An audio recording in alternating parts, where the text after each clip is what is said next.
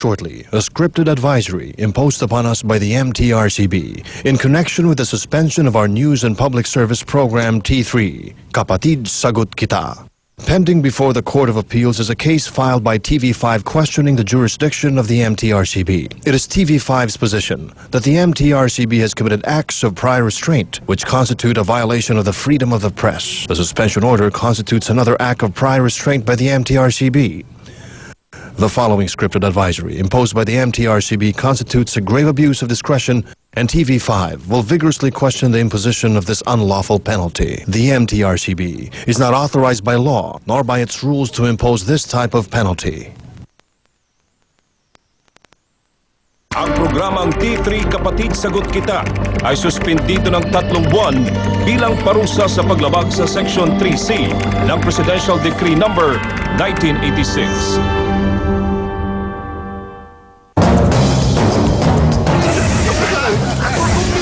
Magbiro ka na sa lasing, wag lang sa matalinong matsing. Isang chongo ang nakatuwa ng armadong tropa at pinahawak nila ng AK-47. Kaso, ensayado para sa putukan at unggoy. Ang mga loko, napatakbo na magwala si Rambo. Kung may matsing na Rambo, meron namang pusang nag-ala Batman. Matapos kasing masagasaan si Orville the Cat, ang kanyang amo ayaw na siyang ipalibing. Ito at pinatak ang kawawang pusa at kinabitan ng rotor sa paa. Ang theme song na may-ari, Fly, Orville, Fly. Pero ang mga animal rights advocate, hindi nasakyan ang trip ng amo ni Orville. Ang sigaw nila, Jail that man now!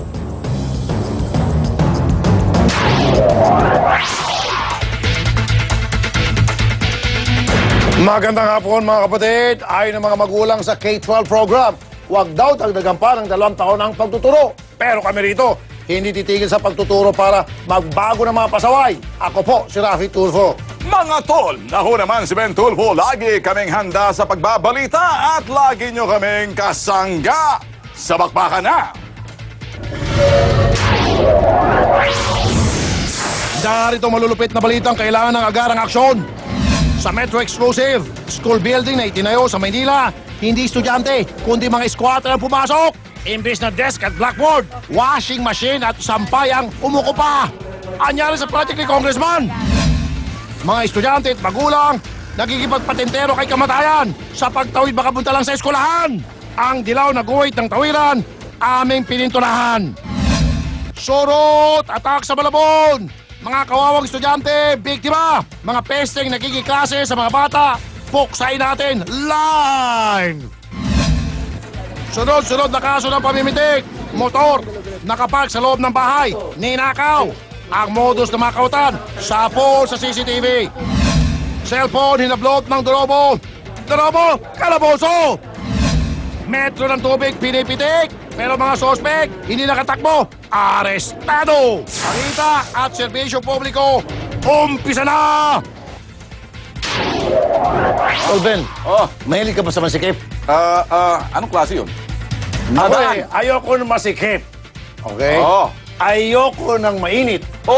At lalong ayoko ng maingay. Masikip na to, mainit, maingay, hindi. Ano yun? Okay lang, tol. Ginagaya ko lang yung mga estudyante na nagsisiksikan sa mga eskwelahan. Ayun. Alam niyo naman, ang kakulangan sa classroom ay isa sa mga problema tuwing pasukan. Pero mga tol, natuklasan natin na may isang school building ang tinayo sa Maynila pero imbes na desk at estudyante ang may kinabang, ang nakatira daw ay mga illegal settlers. Na ito ating Metro Exclusive. Isa sa matinding problema tuwing pasukan, ang kakulangan ng classroom para sa libu-libong estudyante. Pero kung ang ibang mga bata ay nagtitiis sa mga masisikip at mainit na kwarto, sa isang paralan daw sa Maynila, hindi estudyante, kundi mga illegal settler ang nakikinabang. Sobrang sayang talaga kasi dapat yung mga bata yung gagamit nun or yung mga high school students na yung iba nga walang magamit na eskwelahan. Ito ang building ng Manuel L. Quezon High School, Jose Abad Santos Annex sa Tondo, Maynila.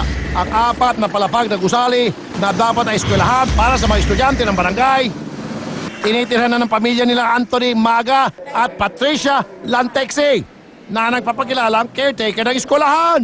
Ayon sa kanila, 4 na taon na raw silang nagbabantay sa gusali. Yung principal doon sa Globin Trade, siya yung nagsabi sa asawa ko na kayo muna yung maging caretaker dyan. Taong 2000, nang simulang itayo ang eskwelahan gamit ang 53.9 milyong pondo ng dating congressman na si Jim Lopez. Pero nang mamatay ang mambabatas at napalitan ang mayor ng lungsod, nahinto na raw ang construction ng gusali. Kaya ngayon, imbis na desk at pisara ang narito, washing machine at iba pang kagamitan ang nakabalagbag. Sana ay hindi na tuloy ang mapabayaan ng gusali. Sayang naman ang paralang ito na maraming bata na sana ang nagikinabang. Eto naman ang matalinong magnanakaw. Biruin nyo kung kailan natapos yung hulugan ng biktima ng kanyang motor. Aba, saka kinuha. Pero warning sa inyong mga dorobo, nakunan kayo ng CCTV. Kaya pahido, pihado, any moment, mahuhuli kayo. Ang susi na lang ng motorsiklo ang naiwang kay Boy Santa Ana. Matapos manakaw ang kanyang motor, Lunes ng madaling araw sa barangay Ligid Tipas sa Taguig. Hindi lubos maisip ni Mang Boy na mananakawan sa loob ng kanyang bakuran ang katatapos niya lang hulugan ng motorsiklo. Paglabas ko po dito, may isang kuya ko po, magta-tricycle, magbibiyahe na po ng tricycle. Tinanong ko po siya kung nakita niya yung motor ko. Nagtaka rin siya, wala na rin. Ang souvenir ni Mang Boy sa kanyang motor, ang kuha ng CCTV na ito na galing sa kanyang barangay. Sa video, makikita ang pag-U-turn ng motorsiklong ito sakay ang 3 lalaki. Maya-maya pa, bumaba ang 2 sakay ng motor nang maispatan ang motor ng biktima. Pumasok ang 2 habang naiwan naman ang isa para magsilbing lookout. Maya-maya pa, makikitang inakay na ang motorsiklo ni Mang Boy palabas ang bakuran niya. Ilang sandali pa, humarurot na ang mga sospek, tangay ang motorsiklo ni Mang Boy. Kilos nila parang expert na sila, parang madalas na silang bumalik-balik dito. Kaya paalala na lang ni Kap, pag-ingatan ng mga motor at lagyan ng lakang mga ito kahit nasa bahay. Wala silang indikasyon na sila ay magnanakaw. Kaya medyo pinag-iingat po lahat na mga may sasakyan, lalo na yung mga motor. Medyo ipadlock po natin. Nananawagan naman si Mang Boy sa sino mang makakita sa kanyang kulay itim na motorsiklo na may plakang 6086 PM, ipagbigay alam lang daw sa Barangay Ligid Tipas o di kaya sa pinakamalapit na estasyon ng pulis. Jade De Castro, News 5. Kung may band of robbers may kid on the run din, kalabosong 2 snatchers na botas matapos ang habulan at mahuli ng mga tanod. Kwento ng biktima, habang nagte-text siya, sing bilis ng text message na hinamblot ng mga sospek ang hawak niyang cellphone. Nakahinto kasi ang sasakyan na sinasakyan niyang jeep. Pero naalarma mga rumunod ng tanod sa insidente at naatiklo ang isa sa mga sospek na isang menor de edad. Dahil hindi nagsisinungaling ang bata, ipinoward niya ang pangalan ng kasabwat na si Orlando Casimillo sa otoridad. Kaya parang simple na na-block ang pagtakas nito. Eto pa! Metro Gang! 3 lalaki sa Caloocan nagnenok ng metro ng tubig at ang getaway car, taxi cab. 3 lalaking arestado ng mga pulis Caloocan. Mag-aalis 5 ng umaga kanina. Naperwisyon nila ang tubig na panghilamos ng biktimang si Ireneo David. Nakita raw ang biktima na tinedekwat ng 3 ang metro ng kanilang tubig. Kaya mabilis pa sa sagitsit ng sirang gripo na tumimbre siya sa pulis. Tumakas sa mga sospek sa kayang taxi pero nasalok na rin sila ng mga otoridad. Nakuha sa mga sospek ang gamit sa pagbabaklas ng metro. Pero ang ninakaw na metro, parang tubig na nag-evaporate. Kinasuhan ng theft ang 3 na dati na raw nalambat dahil sa pagnanakaw. Ikaw po na, Tolben, ano? Gusto ko nga pasadaan yung nakita kong video. Ano ba yung suspect na nakaupo sa presinto? Meron 2 armalite sa likod niya. Napansin mo yun? Napansin ko. Bawal yun, ah. Kung suspect yun, di kinuha yung armalite, pinababaril yung pulis. Ay, yun ang... Katangahan doon, ah. Katangahan doon. Parang ganon. Hindi nga, di ba? Parang ganon. Pero, tol, suspendido pa rin yung T3, Oo nga, suspendido nga pala. Sige, suspendido. 86, 85 days. Oo, 85. Okay. Nagsolo ang binatilyo sa paghit-hit ng damo. Kaso, naamoy ng mga tanod ang mabangong usok. Mabango ba yung usok? Ano ba yan? Bagsak siya nga sa kalaboso. Mabaho.